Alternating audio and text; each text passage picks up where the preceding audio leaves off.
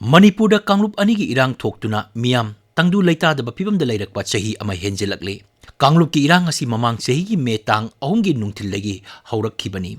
Haukiba tang ahumda chahi ama mapung phakre. Irang asigi haurakpham Churachandpur district ki Churachandpur town area, Tengnopal district ki More area, Kangpokpi district ki Modbung area, Kanglatombi area, Saparmaina area na chingbani. Mitai na scheduled tribe demand tobagi mayoktani haiduna All Tribal Students Union Manipur na singi district singa tribal solidarity Mars rally pangthokpada Churachandpur town area, More area amasung Kangpokpi district ki tongan mafam singda hingsagi thokdok kaya thoktuna asok apan kaya yaunarapagalenna Kanglup ki irang asi thokpa haurakkhibani. Come, now let us reason together haiba banner gi makhada pangthokkiba solidarity mass rally adu atai mafam singda santi oina pangthokrabasu Churachandpur town area, More area amasung Kangpokpi district ki mitai singa taba mafam singdadi hingsagi oiba thokdok kaya thokkibani. Yung kay amasung engine pabang gari kaya may thadokkhibani. Thokriba hingsagi oiba thodok sing adudagi khoisaunarba mitai singnasu tampakta maruoina Imphal area da Kanglup amana khundariba mafam singda thomjinduna yum mai thaba thugaibana chingba thong sing chathakibani.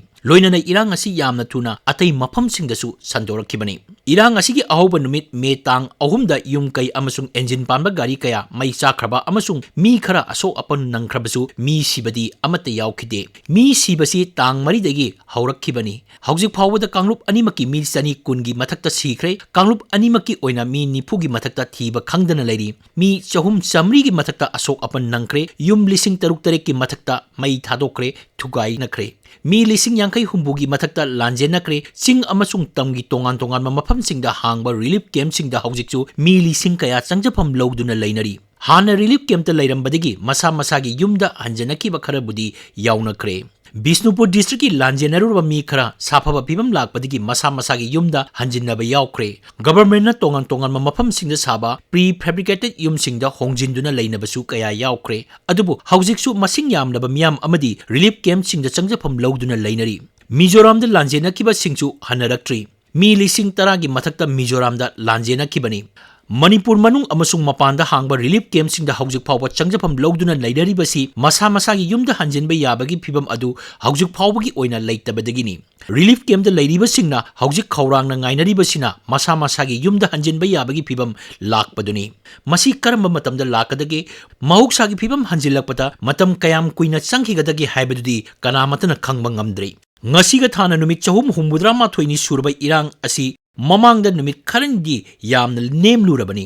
Election Commission of India na Taranipan suba Lok Sabha election gi schedule lauthokraba matungda March Taranipan dagi hauraga numit kunmari kunmangani di bom kapagi nomoi kapagi makol amata tanakide. March Taratareki nungthilda kuki khulai paiba mi khara itham moiram pule mamangda leiba chingdegi kumtharaklaga gari ahum mai thakraba amasung singthaktagi mitei kultamna bom amasung nomoi maru kaya leptana kapsinkraba matung numit kharanidi jaga amatada bom amasung nomoi kapagi makol tanakidabani. Amasung Kanglup anigi marakta khut thoknabagi thokdok amata thokkidabani. Numit kunmari kunmangani rom khut thoknabagi thokdok amata thoktana laklaba matung ahanba oina Thawal district ki hairoki mathakta leiba Penyang amasung Tonghang village ta Kanglup anigi marakta khut thoknaraptuna mitai khun ngakpa ama asok apan nangkhibani. Khut thoknaba adu April 13 amasung 12 gi lonaba ahing nongyai aduaidagi hauraga April 12 gi nungthil phawba chathakibani. Thokdok adugi matungda atai mafam singdasu thokdok kaya thokre mi siba amasung asok apan nangbasu yaunakre.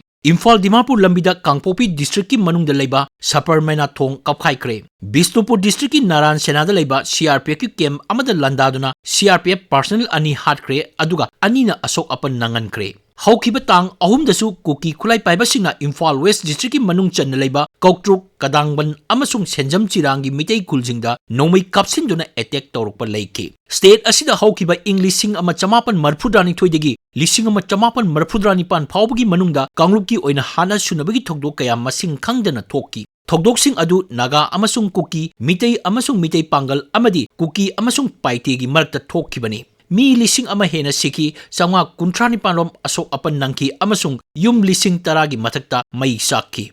Khwaidagi yamna mi sikiba asok apan nangkiba amasung lantum amangata thokibasina Naga amasung Kuki gi marakta thokkiba Kanglup ki irangdani. Naga amasung Kuki gi marakta Kanglup ki irang kanna thoklingai marakta ꯏꯪ 1886ꯒꯤ ꯃꯦ ꯇꯥꯡ 3ꯗ ꯇꯝꯄꯥꯛꯇ ꯃꯤꯇꯩ ꯑꯃꯁꯨꯡ ꯃꯤꯇꯩ ꯄꯥꯡꯒꯜ ꯑꯅꯤꯒꯤ ꯃꯔꯛꯇ ꯇꯣꯉꯥꯗꯒꯤ ꯀꯥꯡꯂꯨꯞꯀꯤ ꯏꯔꯥꯡ ꯊꯣꯛꯂꯛꯇꯨꯅ ꯃꯤ 103 ꯔꯣꯝꯒꯤ ꯄꯨꯟꯁꯤ ꯃꯥꯡꯈꯤ꯫ ꯏꯔꯥꯡ ꯑꯗꯨ ꯌꯥꯝꯅ ꯊꯨꯅ ꯂꯣꯏꯁꯤꯟꯈꯤ꯫ ꯅꯥꯒꯥ ꯑꯃꯁꯨꯡ ꯀꯨꯀꯤ ꯀꯥꯡꯂꯨꯞꯀꯤ ꯏꯔꯥꯡ ꯅꯦꯝꯊꯈ꯭ꯔꯕ ꯃꯇꯨꯡꯗ ꯆꯨꯔꯥꯆꯥꯟꯄꯨꯔ ꯗꯤꯁꯇ꯭ꯔꯤꯛꯇ ꯏꯪ 1838 ꯑꯃꯁꯨꯡ 1839ꯗ ꯀꯨꯀꯤ ꯑꯃꯁꯨꯡ ꯄꯥꯏꯇꯦꯒꯤ ꯃꯔꯛꯇ ꯇꯝꯊꯤꯕ ꯀꯥꯡꯂꯨꯞꯀꯤ ꯏꯔꯥꯡ ꯑꯃꯨꯛ ꯊꯣꯛꯂꯛꯇꯨꯅ ꯀꯥꯡꯂꯨꯞ ꯑꯅꯤꯒꯤ ꯃꯤ 352 ꯁꯤꯈꯤ, ꯆꯥ 136 ꯁꯣꯛꯈꯤ ꯑꯃꯁꯨꯡ ꯌꯨꯝ 4,700 ꯇꯥꯡꯒꯣꯏ ꯑꯣꯟꯈꯤ꯫ ꯀꯨꯀꯤ ꯄꯥꯏꯇꯦꯒꯤ ꯀꯥꯡꯂꯨꯞꯀꯤ ꯏꯔꯥꯡ ꯂꯣꯏꯁꯤꯟꯈ꯭ꯔꯕ ꯃꯇꯨꯡꯗ ꯁ꯭ꯇꯦꯠ ꯑꯁꯤꯗ ꯇꯣꯉꯥꯟ ꯇꯣꯉꯥꯟꯕ ꯖꯥꯇꯤ ꯀꯥꯡꯂꯨꯞꯁꯤꯡ ꯅꯨꯡꯁꯤ ꯆꯥꯟꯅꯅ ꯍꯤꯡꯃꯤꯟꯅꯗꯨꯅ ꯂꯥꯛꯈꯤꯕꯅꯤ꯫ ꯍꯧꯖꯤꯛ ꯑꯃꯨꯛ ꯀꯥꯡꯂꯨꯞ ꯑꯅꯤꯒꯤ ꯃꯔꯛꯇ ꯀꯥꯡꯂꯨꯞꯀꯤ ꯏꯔꯥꯡ ꯊꯣꯛꯂꯛꯄꯅꯤ꯫ ꯏꯔꯥꯡ ꯑꯁꯤ ꯆꯍꯤ ꯑꯃ ꯍꯦꯟꯖꯤꯜꯂꯛꯂꯦ, ꯑꯊꯨꯕꯗ ꯂꯣꯏꯁꯤꯜꯂꯛꯄ ꯌꯥꯕꯒꯤ ꯃꯃꯤ ꯑꯃꯠꯇ ꯍꯧꯖꯤꯛ ꯐꯥꯎꯕꯒꯤ ꯑꯣꯏꯅ ꯎꯗ꯭ꯔꯤ꯫ ꯏꯔꯥꯡ ꯁꯥꯡꯊꯔꯤꯕ ꯃꯈꯩ ꯃꯤꯁꯤ ꯃꯤꯅꯥ ꯑꯃꯁꯨꯡ ꯑꯃꯥꯡ ꯑꯇꯥ ꯊꯣꯛꯄ ꯑꯃꯗꯤ ꯑꯋꯥ ꯑꯅꯥ ꯃꯥꯌꯣꯛꯅꯕ ꯍꯦꯟꯒꯠꯂꯛꯀꯗꯕꯅꯤꯅ ꯑꯊꯨꯕꯗ ꯂꯣꯏꯁꯤꯟꯅꯕ ꯄꯨꯝꯅꯃꯛ ꯍꯣꯠꯅꯃꯤꯟꯅꯕ ꯆꯨꯝꯒꯅꯤ꯫